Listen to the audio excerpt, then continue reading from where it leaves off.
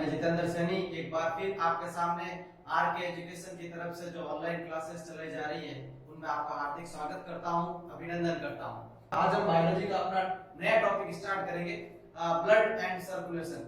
Blood and circulation में हम सबसे पहले आज डिस्कस करेंगे ब्लड के बारे में, यानी कि ब्लड क्या होता है, ब्लड कहां से उसके ओरिजिन होता है, कैसा कलर होता है, किन किन चीजों से मिलकर बना होता है, उसके बारे में। तो चलिए आज शुरू करते हैं हम ब्लड यानी कि रक्त। देखो ये अपना ह्यूमन सिस्टम का तीसरा पार्ट हो गया।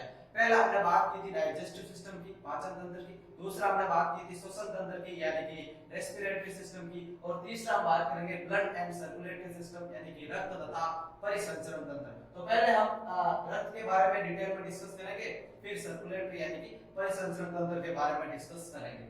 तो रक्त की मैं बात करूं तो आप सभी ने जीवन में किसी न किसी अवस्था में रक्त को जरूर महसूस किया होगा या अनुभव किया होगा, बाहर की तरफ देखा, कलर वगैरह, तो उसी के बारे में आज हम डिस्कस कर रहे हैं। तो सबसे पहले आप ब्लड को देखोगे तो आप उसके बारे में क्या सोचते हो या आपको क्या नजर आता है उसको आप समझे और देखें। तो मैं ये बात कर रहा हूँ कि ब्लड बायोलॉजी की फॉर्म में बोलूं तो ब्लड क्या है कि ब्लड एक एक्स्ट्रा सेलुलर यानी कि बाह्य कोशिकीय द्रव्य है, एक्स्ट्रा सेलुलर फ्लूइड है। अब ये एक्स्ट्रा सेलुलर फ्लूइड क्या है, बाह्य कोशिकीय द्रव्य क्या है, देखो ये बहुत इंपॉर्टेंट फैक्टर है।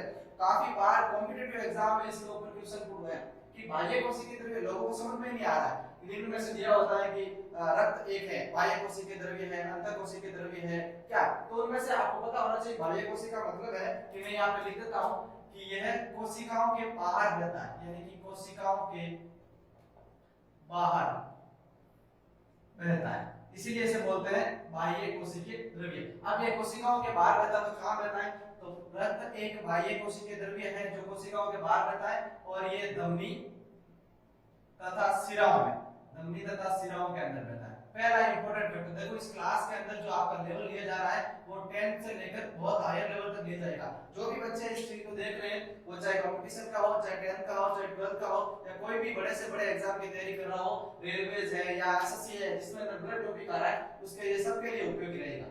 तो पहला कंप्लीट हो गया, ये बाह्य कोशिकीय द्रव्य है जो कोशिकाओं के बाहर रहता है यानी कि धमनी तथा शिराओं में रहता है, धमनी तथा शिराओं में। फिर मैं बात करूं ब्लड का एक और कैरेक्टर यानी कि गुण की बात करूं तो ब्लड का दूसरा गुण है कि यह एक तरल संयोजी उत्तक है। देखो ब्लड एक प्रकार का उत्तक है, ये सबको पता है, लेकिन ये कैसा वर्ड होता है, तरल फॉर्म होता है लिक्विड, तो ये एक प्रकार का तरल संयोजी उत्तक है। ये वही फैक्ट मैं बताऊंगा जो एनसीईआरटी फॉलो करती है, आरबीसी फॉलो करती है, और ब्लड के ऊपर फैक्ट चीजें काफी है जो ब्लड के ऊपर है, जिनके ऊपर अभी से बना हुआ है, वो चीजें मैं आपको नहीं बताऊंगा, नहीं वो एग्जाम में कभी पूछ जाती है। ये एक तरल संयोजी उत्तक है, बाह्य कोशिकीय द्रव्य। अब मैं बात करूं इसकी उत्पत्ति की, तो आप सभी को पता है कि ब्लड की उत्पत्ति किससे होती है, भ्रूणीय विभाजन से। यह क्वेश्चन आता है 10th में भी काफी बार पूछा गया है, ऑब्जेक्टिव टाइप का पहला एक नंबर का जो क्वेश्चन आता है उसमें रक्त की उत्पत्ति मेसोडर्म से, किससे, मेसोडर्म से। ये क्या है, उत्पत्ति के आधार पर है, मेसोडर्म, एंडोडर्म, एंडोडर्म वगैरह। तो रक्त की उत्पत्ति किससे होती है, मेसोडर्म से। पहला हमने बात की थी बाह्य कोशिकीय द्रव्य, दूसरा बात की थी तरल संयोजी उत्तक, तीसरी मुख्य इंपॉर्टेंट है इसकी उत्पत्ति कहां से होती है, मेसोडर्म से होती है। फिर मैं बात करूं इसके रंग की, तो आपने बहुत डिटेल में पढ़ा होगा कि ब्लड का रंग, रक्त का जो रंग होता है वो कैसा होता है, लाल होता है, किस प्रकार होता है, उसके बारे में आज हम अच्छे से पढ़ेंगे। देखो हम बात करेंगे रक्त के रंग की, तो आप सभी कहोगे कि लाल, लेकिन मैं आपको थोड़ा डिटेल में बताऊं, यानी कि एक तो होता है चमकीला लाल, चमकीला लाल, ब्लड का मुख्य कलर होता है लाल चमकीला, और एक होता है गाढ़ा लाल, गाढ़ा लाल बोल सकते हैं या ईट कलर जैसा बोल सकते हैं, दो प्रकार के। अब आप बोलोगे सर हमारा तो एक ही प्रकार का दिखता है कि लाल होता है, चमकीला है, वो हमें पता नहीं, तो मैं इसको बताता हूँ ये क्यों होता है। देखो ब्लड का कलर डिपेंड इसके ऊपर करता है कि हमने बात की थी पहले कि लंग्स के अंदर क्या आती है, ऑक्सीजन आती है, ऑक्सीजन किसके अंदर घुली रहती है कि ब्लड के साथ बॉन्ड बना के चलती है, तो कुछ ना कुछ उसके अंदर ऑक्सीजन की जो उपस्थिति है वो उसके कलर को भी क्या करती है, बदलाव करती है। तो जो सफेद चमकीला लाल कलर होगा वो ऑक्सीजनित यानी कि जिसके अंदर ऑक्सीजन की मात्रा, ऑक्सीजनित रक्त होगा, यानी कि जिसके अंदर ऑक्सीजन की मात्रा ज्यादा रहेगी वो होगा चमकीला लाल। और गाढ़ा चमकीला या हम बोल सकते हैं कि ईट जैसा कलर का, उसके अंदर ऑक्सीजन कम होगा या ऑक्सीजन रहित होगा, ये याद रखना। ये दो प्रकार के आपको पता है, डायरेक्टली आपको कोई पूछ ले नॉर्मल से ब्लड का कलर कैसा है तो आप बोल सकते हो लाल, तो भी सही है। अगर आपको अच्छे से बताना है कि रक्त का रंग कैसा होता है, चमकीला लाल कलर का होता है क्योंकि ऑक्सीजन उपस्थित रहती है, क्योंकि वो दूसरा गाढ़ा लाल भी होता है, तो तो अब बात कर ली हमने उत्पत्ति की, हमने बात कर दी रक्त की।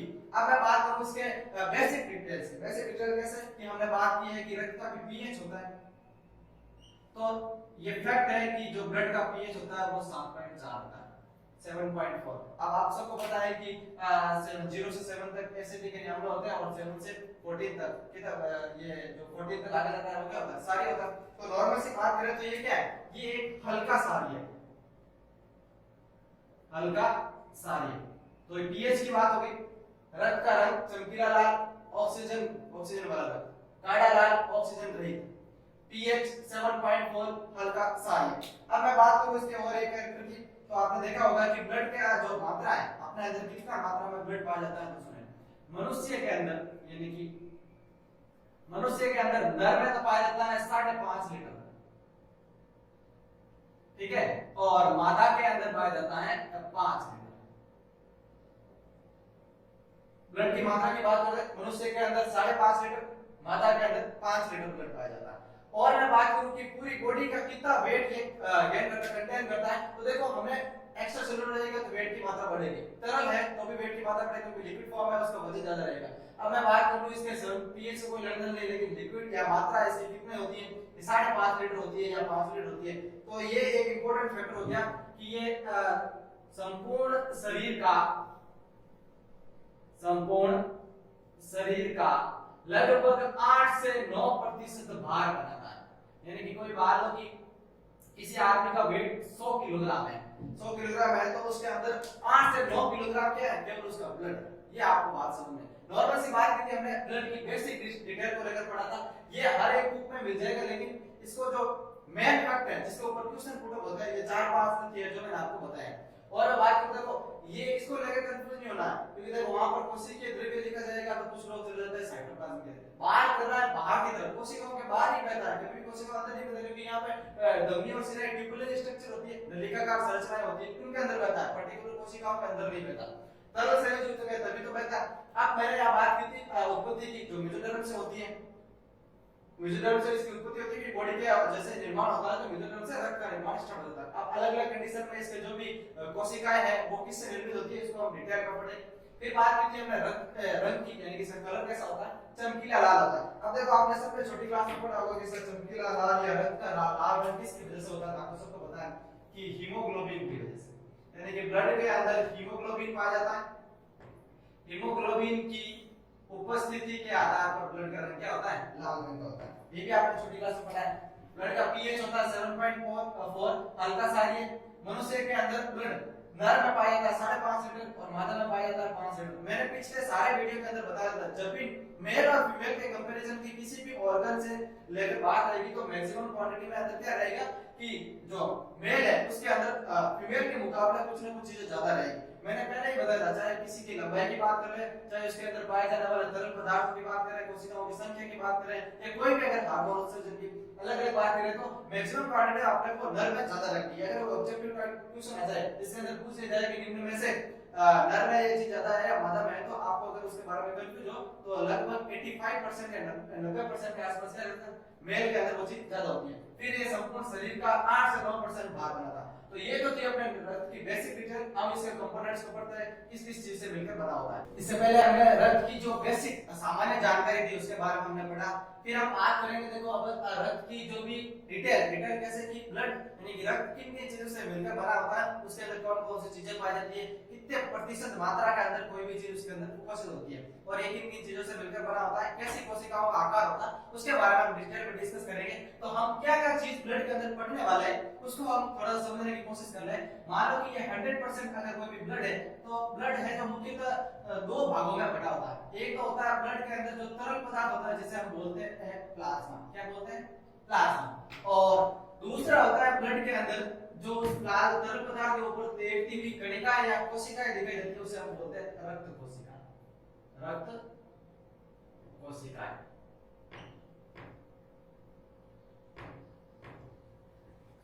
तो 100% अगर ब्लड है तो उसके अंदर जो तैरता हुआ तरल पदार्थ होता है वो पूरा जो ब्लड होता है उसका 55% भाग बनाता है। यानी कि 100% ब्लड के अंदर 55% ब्लड क्या रहेगा, प्लाज्मा रहेगा, और जो रक्त कोशिकाएं होती है वो 40% भाग बनाती है, यानी कि जो भी सेल्स होगी। अब देखो इसके अंदर काफी बार कंफ्यूज होता है कि सर ये प्लाज्मा ये रक्त कोशिकाएं आपस में कहीं घुल-मिल तो नहीं जाती।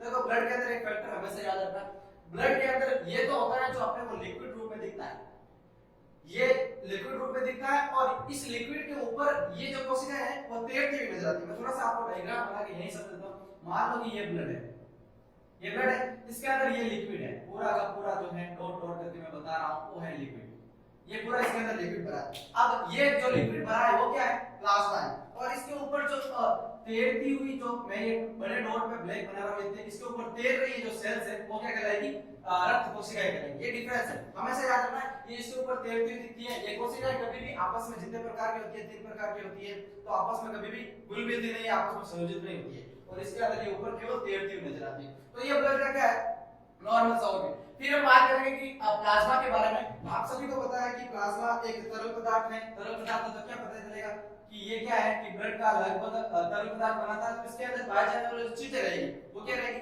उससे पहले मैं बात कर लेता हूं इसका रंग की। काफी लोगों को इसके अंदर कंफ्यूज होता है, और प्लाज्मा का कलर हायर एजुकेशन यानी कि जो आपने पढ़ा होगा पिछली बार एम्स में यानी कि 2-3 साल पहले एम्स में डायरेक्ट क्वेश्चन पूछा गया था कि प्लाज्मा यानी कि प्लाज्मा का रंग कैसा होगा। प्लाज्मा बात अलग हो गई है और ब्लड की बात अलग हो गई है। ब्लड का कलर जब रक्त कोशिका यानी आरबीसी के अंदर हीमोग्लोबिन होता है उसकी वजह से रेड होता है। तो अगर डायरेक्ट हम प्लाज्मा की बात करें उसके अंदर ब्लड सेल्स को इंक्लूड करे ही नहीं, घुल मिला ही नहीं उनके अंदर, तो इसका देखो इसका नॉर्मली ये रंगहीन होती है, नॉर्मली इसका कोई कलर नहीं होता, रंगहीन होती है, लेकिन अधिक संख्या में मिश्रित होने पर या एक साथ देखने पे अपने को हल्के पीले रंग की नजर आती है, हल्के पीले रंग की। याद रखना, मोस्ट इंपोर्टेंट है। मुख्यतः तो ये रंगहीन होती है, लेकिन अत्यधिक मात्रा में सम्मिलित होने पर अपने को हल्के पीले कलर की नजर आती है। फिर मैं बात करूं प्लाज्मा की, तो ये एक प्रकार का क्या है, तरल पदार्थ है,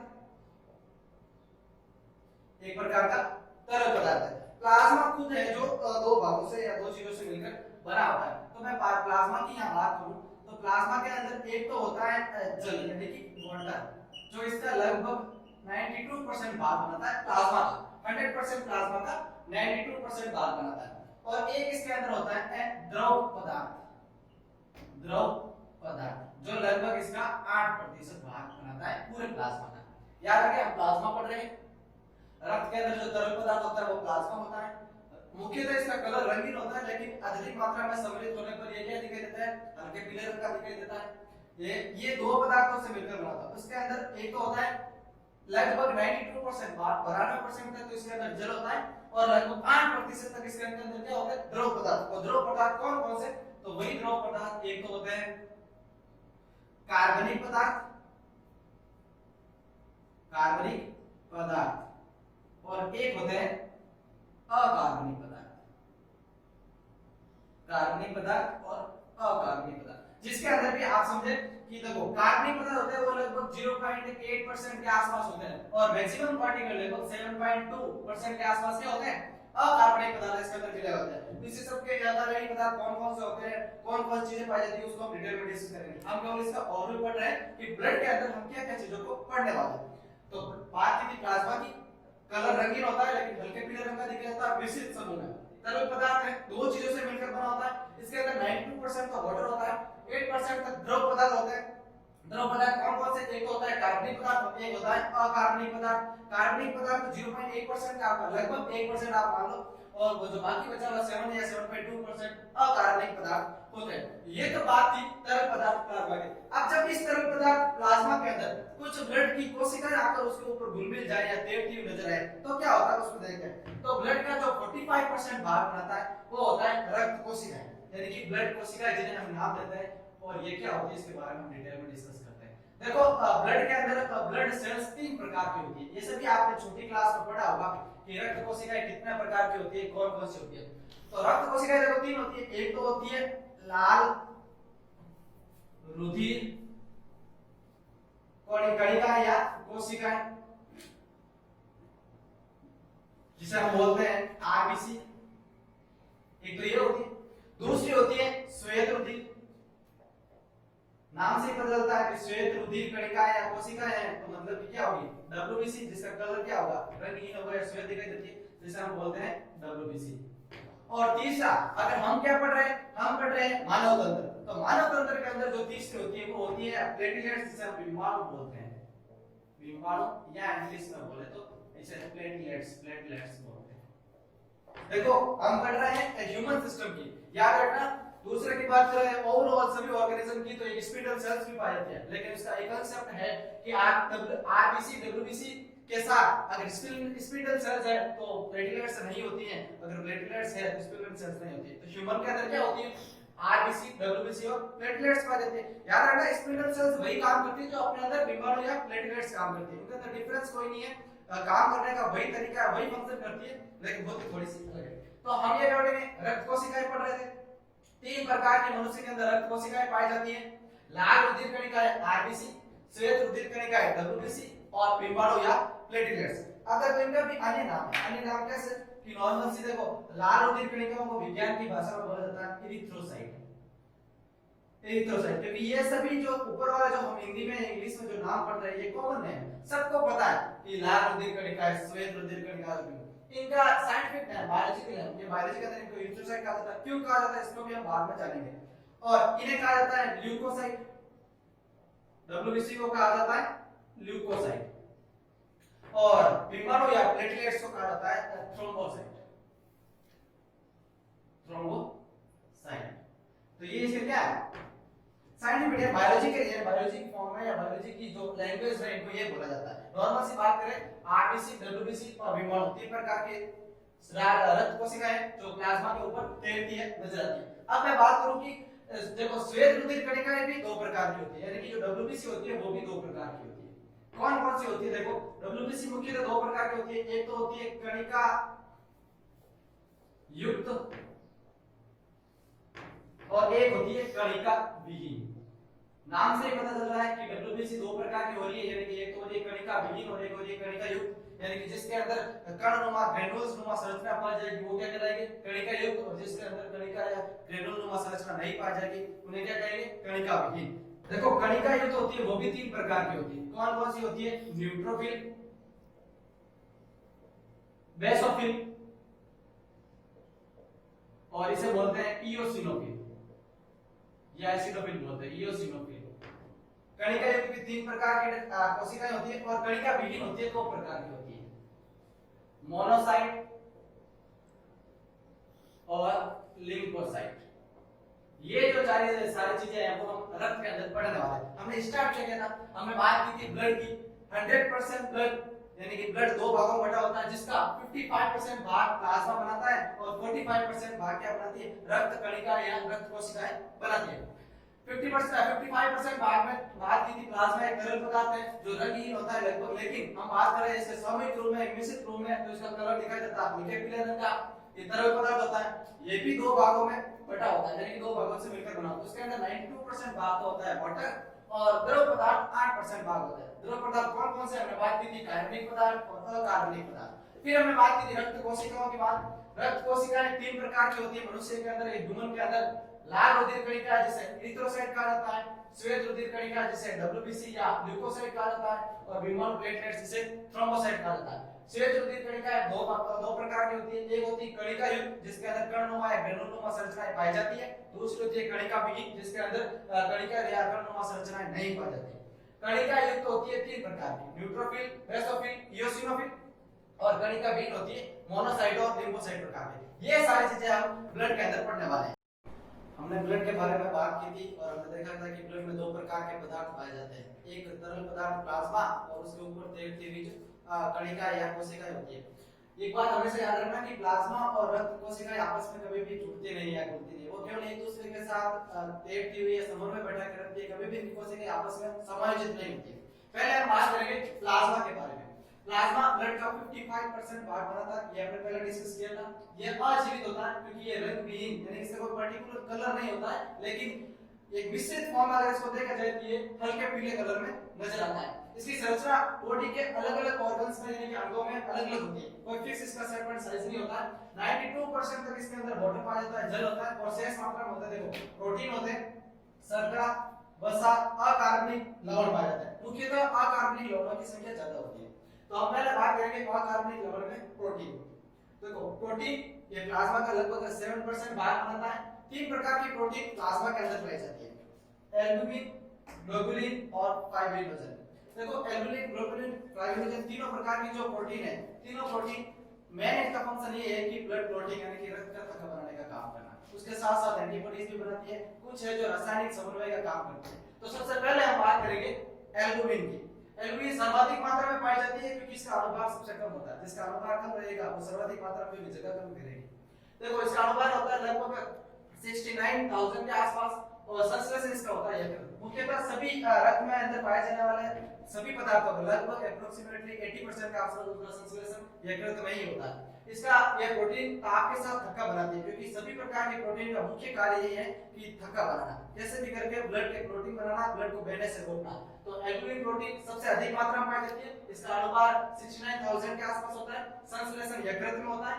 ये प्रोटीन ताप के साथ थक्का बनाती है, इसका स्पेशल यानी कि मुख्य लक्षण है या मुख्य गुण है। फिर हम दूसरी बात करेंगे ग्लोबुलिन प्रोटीन की। ये पानी में घुलनशील होती है। काफी बार क्वेश्चन पूछा गया है पानी में घुलनशील वाली या बात कर सकते ताप के साथ थक्का बनाने वाली, रक्त के साथ थक्का बनाने वाली अलग अलग प्रकार की प्रोटीन। तो ये ग्लोबुलिन प्रोटीन पानी में घुलनशील होती है। इसका अनुपात लगभग 90,000 से लेकर 1,30,000 डॉलर तक होता है और इसमें ये ताप के साथ थक्का नहीं बनाती है। क्यों नहीं बनाती? क्योंकि इसका मुख्य काम होता है कि एंटीबॉडीज बनाना, क्योंकि ये थक्का बनाने में कम भाग लेती है। ब्लड के अंदर पाए जाने वाले सारे एंटीबॉडीज ग्लोबुलिन प्रोटीन से मिलकर बनी होती है।